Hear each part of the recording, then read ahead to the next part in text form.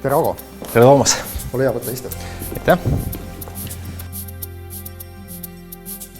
Mis sa arvad, mis võiks Eesti rahva väljarände peatada? Me oleme rääkinud viimastel aastatel, et 8000 inimest iga aastaga jääb Eesti territooriumil vähemaks. Mis oleks võimalik sellega ette võtta?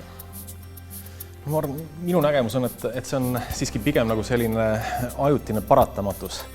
Et ma ei usu, et nüüd ühegi väga sellise kunstliku sunnikorras meetmega keegi suudaks seda väljarännet peatada või pidurdada. Et kindlasti ühel hetkel võib-olla hakkab see ühendatud anumate vool teises suunas voolama. Sinu nägemuses ma saan aru, et on realistlik, et me kõik jõuame ühel heal päeval Skandinaavia riikidele heaolutasemelt järele. No ütleme, mis see järele tähendab, on ju, et ma ei arva seda, et me jõuaksime võib-olla päris järele. Täna me oleme 3 korda maas. Aga ütleme ka see, et kui see elatustaseme vahe ei ole enam piltlikult näiteks 2 korda, vaid on kuskil 20–30%, siis ma usun, et enamik inimesi selle vahe peale enam siit ära minema ei hakkaks. Konkreetne küsimus ka Eesti keskmise palga kohta. Mis sa arvad, mis see võiks olla aastal 2020?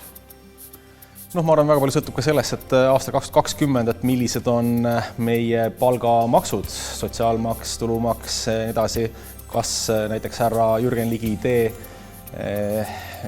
et sotsiaalmaks võiks olla vähemalt osaliselt töövõtja kanda, mida ma iseenesest väga toetan, see saab teoks ja mitte, et kui see peaks teoks saama, siis hüppab keskmine palk kohe hüppeliselt üle 30%.